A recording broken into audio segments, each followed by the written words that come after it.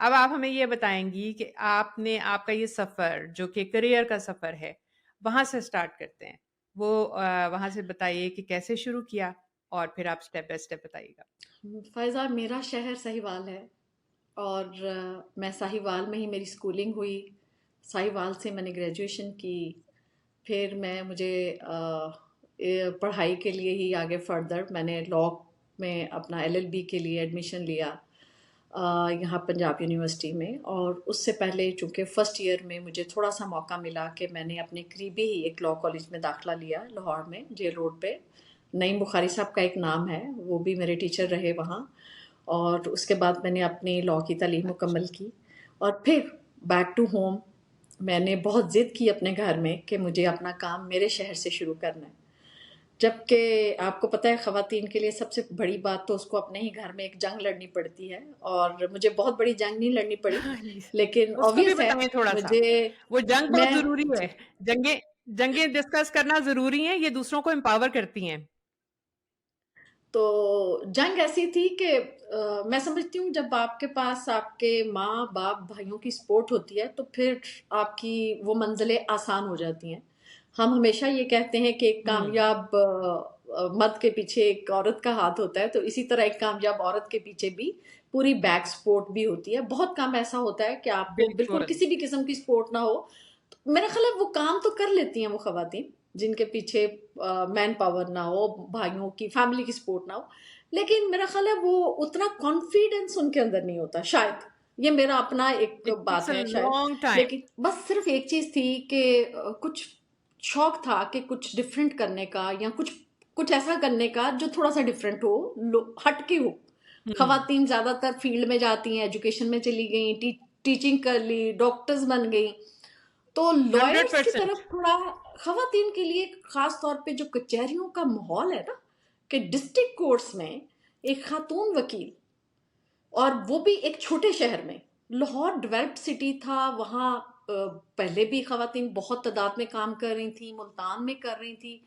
लेकिन मैं अगर पीछे देखूं तो सन 2000 2001-2 की अगर मैं बातें करूं तो ये बहुत रेयर था कि कोई खातून जो है वो इस फील्ड के अंदर सक्सेसफुल रही हो। अपने ही मेरे ही जिले के अंदर बिल्कुल। मंटगोबरी साहिवाल उसका नाम है।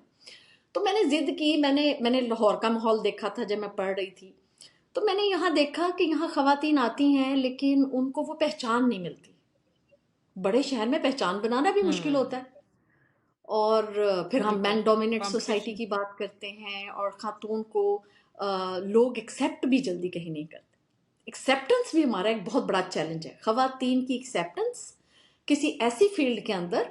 और आज से अगर मैं देखूँ ना, मैं 24 साल पहले की बातें कर रही हूँ, 23 साल पहले की बातें कर रही हूँ, तो ये बड़ा मुश्किल था लोगों के अंदर हुँ। इसको एक्सेप्ट कर। या तो मैं इकोनॉमिक्स में मास्टर्स कर लेती या टीचिंग की तरफ चली जाती, या फिर ये था कि नहीं कुछ डिफरेंट। तो फिर डिफरेंट एकदम अट्रैक्ट हुआ कि नहीं, मुझे लॉ पढ़ना है। तो खैर वो लॉ पढ़ने की इजाज़त तो मिली। बस जी, वो फिर एक सिलसिला चल रहा था। तो अल्हम्दुलिल्लाह एलएलबी करने के बाद मैंने पार्ट 3 के एग्ज़ाम्स दिए और मैंने जंप किया। और मैंने अपने वहाँ पर सदीक़ कामयाना साहब का बड़ा नाम है, बड़े लॉयर थे वो, और उनकी वाइफ जो हैं वो भी प्रिंसिपल थी अपनी स्कूल की। तो वो बड़ा मोटिवेशनल स्पीचेस दिया करती थी उस वक्त। तो जब मैंने बात की कि जी मुझे तो कचहरी जाना है, मुझे तो डिस्ट्रिक्ट कोर्ट्स में जाना है और मैंने लॉ की प्रैक्टिस करनी है, तो उस वक्त सबको सांप सांप सूख गया। सब चुप कि अब इसको कौन अपने ऑफिस में लेके जाए। अच्छा। एक तो एक तो लड़कियों की रिस्पॉन्सिबिलिटी, उस वक्त तो मैं लड़की थी ना। लड़कियों की रिस्पॉन्सिबिलिटी, हाँ, उससे भी लोग अभी भी हैं घबराते थे आप, कि एक लेकिन खातून। Yes I understand.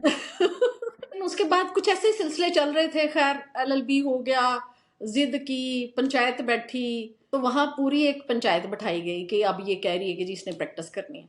तो हमारे तो खानदान में मर्द नौकरियां नहीं करते थे, अच्छा। उसको हमने कौन कराएगा। अब्बा का पीछे जो हाथ था ना, वो मुझे उसकी बहुत मतलब मुझे उसकी हाँ। बहुत सपोर्ट थी।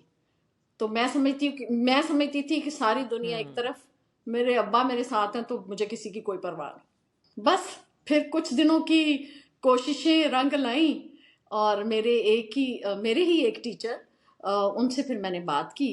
तो उन्होंने कहा ठीक है आप आ जाए। तो वहाँ से मैंने शुरू किया।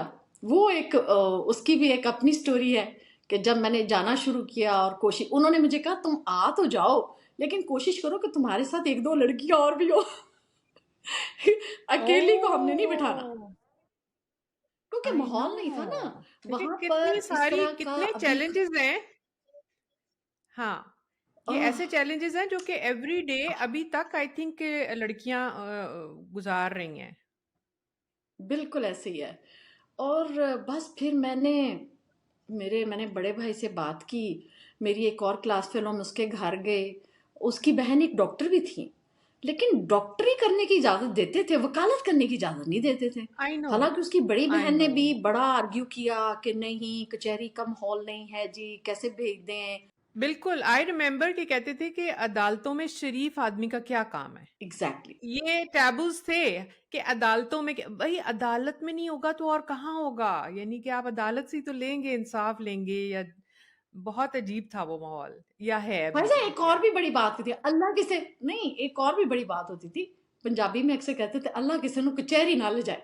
हाँ। मतलब दो, बिल्कुल लेकिन बिल्कुल। वो मैं, हाँ, तो मैं आगे से ये कहती होती थी कि जैसे जैसे मुझे इत्तेफाक हुआ काम करने का, तो मैं कहती हूँ जिसके पास कुछ होगा वो भी कचहरी जरूर जाएगा, क्योंकि अगर उसको किसी प्रॉपर्टी की हम्म। रजिस्ट्रेशन करानी है, रजिस्ट्री करानी, तो भी आपको कचहरी जाना है।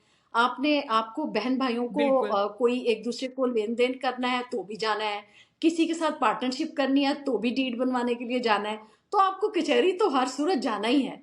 असल में होता ये था ना कि मुझे याद पड़ता है कि जब मैंने मैट्रिक किया, तो अब्बू जान ने किसी को घर बुलाया, वो वहीं साइन शाइन करा के आपकी आईडी कार्ड जब बन गई तो वो ले गया, और आपका डोमिसाइल घर में बन के आ गया। तो वो हमें बाहर नहीं, जाने का इत्तेफाक होता ही नहीं था, खवातीन को पता ही नहीं होता था कि दफ्तर कौन सा नहीं है, था। डोमिसाइल बनना हाँ, कहाँ से है, और और उसके ऊपर टिकट ये कितने का काम लगना अब्बू और है, भाइयों के थे। ये उनके थे। और बिल्कुल इसलिए हम समझते थे कि खातून का क्या काम है वहां जाने का। देखो भाई, आपने अपने एक डोमिसाइल भी हाँ। बनाना है तो भी आपको जाना पड़ता था, लेकिन यहाँ पर सीन ही कुछ और बिल्कुल होते हैं बिल्कुल। हमारे घरों के, कि खवातीन को तो जाने की कहीं जरूरत ही नहीं है। तो आपको पता है, ये अब चीजें मैं महसूस करती हूँ, जब मेरे कुछ साल हुए प्रैक्टिस में तो मैंने देखा कि ये चीज जो थी ना कि खातून को नहीं भेजना, उसका हो क्या रहा है कि हम्म। बहुत अच्छी वेल ऑफ फैमिलीज के अंदर भी खवातीन को वहां ना जाने की वजह से अपनी जायदादों से हाथ धोने पड़े।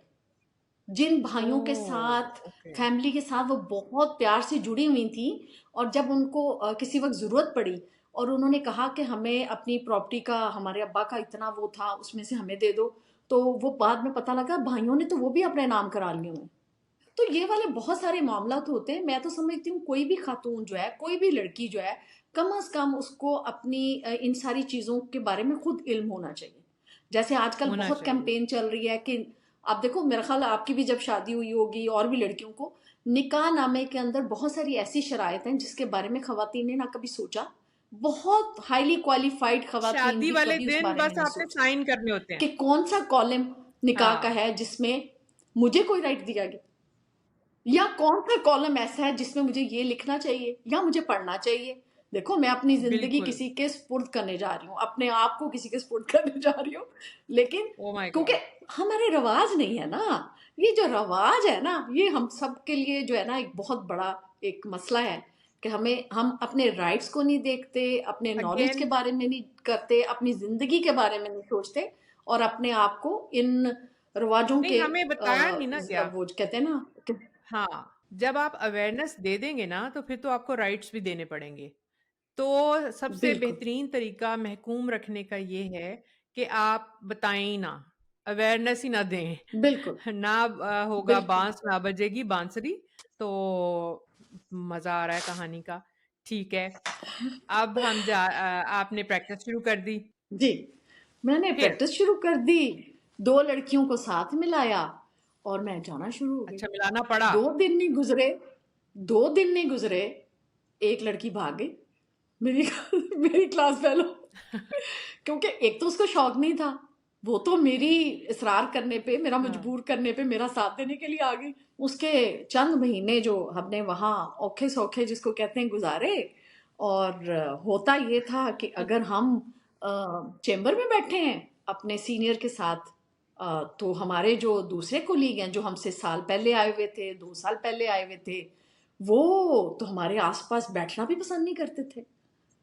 क्योंकि उनको भी बड़ा एक अच्छा। खौफ था सोसाइटी का कि लोग कहेंगे कि ये इस लड़की के साथ बैठा है तो इसका ज़रूर कोई चक्कर होगा। फ़ायज़ा ये मर्दों के लिए भी चैलेंज था। मैं समझती हूँ उस वक़्त के दौर में 23 साल पहले की बात कर रही हूँ अगर, उस वक़्त मर्दों के लिए भी एक बहुत बड़ा चैलेंज था और हम ख़ातून होने के नाते मेरे लिए भी एक बहुत बड़ा चैलेंज था और एक हुँ, बहुत बड़ी रिस्पॉन्सिबिलिटी मैं घर से लेके निकली थी कि कोई मेरे माँ-बाप बिल्कुल। को ये ना कह दे कि आपकी बेटी ऐसी है।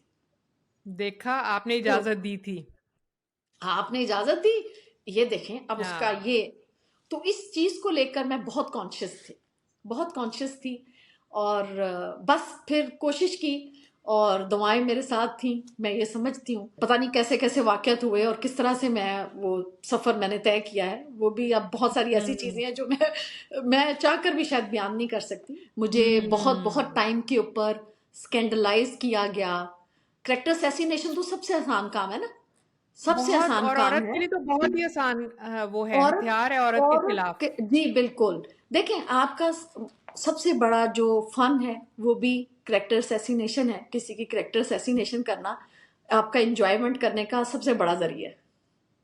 ठीक है? तो हाँ, बहुत सारी उससे ऐसी चीज़ें तवज्जो भी थी। हट जाएगी ना, उससे तवज्जो हट जाएगी अपनी तरफ से और उँगली वो जो है ना कि दूसरी तरफ चली जाएगी जी। तवज्जो।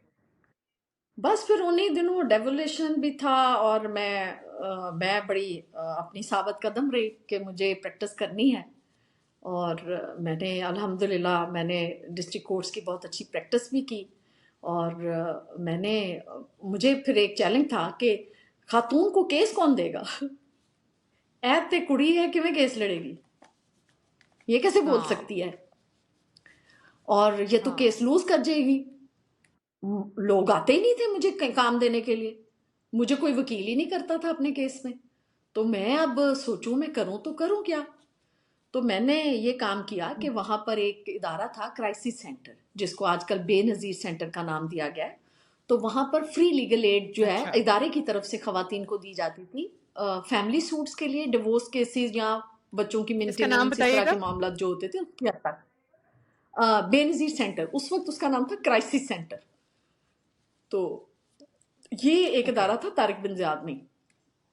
मुझे इस इदारे का पता लगा और ये भी पता लगा कि वहाँ वो इदारा जो है बंद हो चुका है और वहाँ पर जो ख़वातीन के केसेस उन्होंने एक लॉयर को जिसको लीगल एडवाइज़र रखा हुआ था, वो खातून को सैलरी भी नहीं मिल रही, इदारा बंद हो गया, फंड्स नहीं हैं गवर्नमेंट के पास।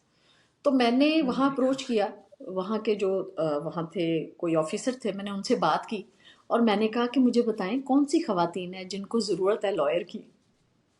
तो उन्होंने फिर मुझे कुछ फाइलें थमाई और फिर उन्होंने मुझे उन लोगों के एड्रेसेस दिए। मैंने उनके कुंडे बजा के उनके घरों में जाके उनसे कहा मैं आपकी वकील होना ओह चाहती वाओ! हूँ। मैं आपकी वकील होना चाहती हूँ बजाय कि कोई मुझे कहे कि हम आपको वकील दैट्स करना चाहते स्ट्रांग, हैं। मैंने वहां जाके दैट्स कहा मैं रियली आपकी वकील स्ट्रांग। हूँ। तो मैंने वो कुंडे उस वक्त बजाए और मैंने उन खवातीन को कहा और मुझे याद पड़ता है कि उस वक्त भी 50 और 100 रुपए अपनी जेब से खर्च करके उनकी जो केसेस चल रहे थे उनकी फाइलों की फोटोकॉपीज कराई पढ़ने के लिए। फिर अच्छा, मैंने उसको पढ़ा ज़बरदस्त। और फिर मैंने उसमें बतौर लॉयर एक पावर ऑफ अटर्नी आपने जमा करानी होती है जिसको हम वकालतनामा कहते हैं।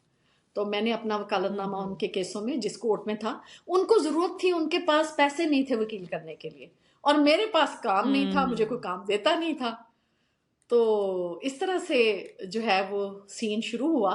तो वो जो सीन था ना मेरी जिंदगी में वो मेरा पैशन बन गया to give free legal aid pro bono वाला वो सीन अच्छा, मैंने वहां से शुरू ठीक। किया और फिर वहीं से मेरी प्रैक्टिस का आगाज हुआ। Perfect, perfect. Very, very inspirational कि ये तो आती है तुझे ऊँचा उड़ाने के लिए। तुम दिए बादे मुखालिफ जो जो बातें अल्लामा इकबाल ने मुखालिफ कहा से हुआ ना है। घबरा तो आपको ये तो चलती है तुझे ना ऊंचा उड़ाने। घबरा।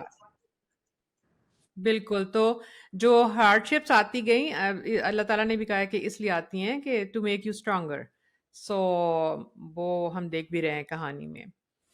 ठीक, नबीला अब आप ये बताएँ कि अभी तक जहाँ तक हम पहुँचे हैं कहानी में, उसमें अब आपका सोशल वर्क आ रहा है। सोशल वर्क के लिए मैं इन डिटेल आपसे चाहूँगी कि आपने माशाल्लाह से कितने सारे स्टेप्स हैं जो के लिए, और आपने अपनी सोसाइटी, अपनी कम्युनिटी, हमारे इर्द-गिर्द के लिए कितने सारे अच्छे काम ऐसे किए जो कि अगेन चिराग दिए जलाने के मुतरादिफ हैं। उनमें से एक तो ये हो गया कि आप प्रो बोनो कर रही थीं सर्विसेज़ ऑफ़र। फिर उसके बाद आपने ज़िक्र किया कि आपने कुछ चैरिटी में डिस्पेंसरीज़ की हुई हैं, बनाई हुई हैं। उस वक्त हुआ ये कि आपको पता है वो डेवोलेशन का जब खवातीन को 33% नुमाइंदगी मिली असेंबलीज के अंदर सन 2002 के अंदर, तो मुझे ओके। चूंकि मैं उस वक्त शुरू था मेरा, लेकिन मैं एक्टिव हो गई थी अपने काम में और मैं शौक से काम कर रही थी।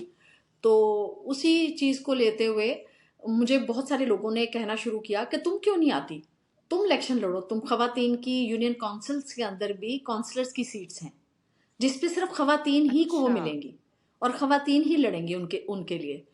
तो मैं ऐसे ही, अच्छा। जब छुट्टी तो मिली हुई थी घर से, तो मैंने कहा चलो ये भी सही।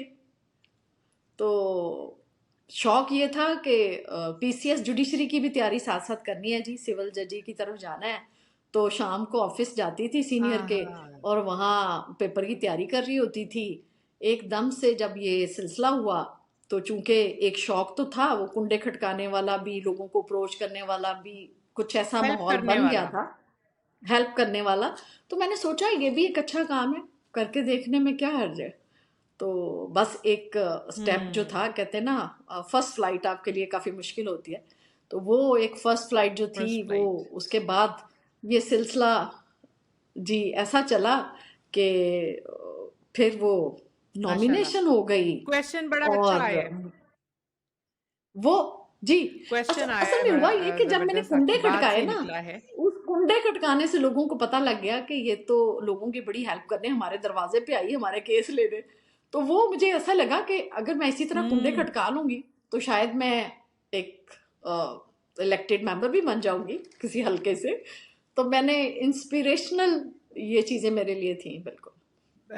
और ये इंस्पिरेशनल भी है। यहाँ से मुझे जो मोटिवेशन नज़र आ रही है बहुत से लोगों के लिए कि जो औरतें हैं वो ग्रास रूट लेवल से कैसे आएँ, कैसे ऊपर आएँ। This is the first step I think. Usually हमारी पॉलिटिक्स या हमारे किसी भी करियर में उस तरह से, स्पेशली इस साइड पे, ग्रास रूट से नहीं आ सकती हैं औरतें। तो ये जो आपकी स्टोरी है उससे पता चल रहा है कि आपने बिल्कुल हर स्टेप पे अपने लिए एफर्ट की है, उसके लिए उसको अर्न किया है, right? Nabila, thank you so much for being here. आपकी तो एनर्जी ने हमें हमारे प्रोग्राम के लिए चार चांद लगा दिए। ये सिलसिला चलता रहेगा और ये कहानी हम आपसे सुनते रहेंगे। इसको कंटिन्यू करेंगे इंशाल्लाह। और आज के लिए स्पेशली आपकी आने का, आपके हमारे प्रोग्राम में शामिल होने का बहुत बहुत शुक्रिया।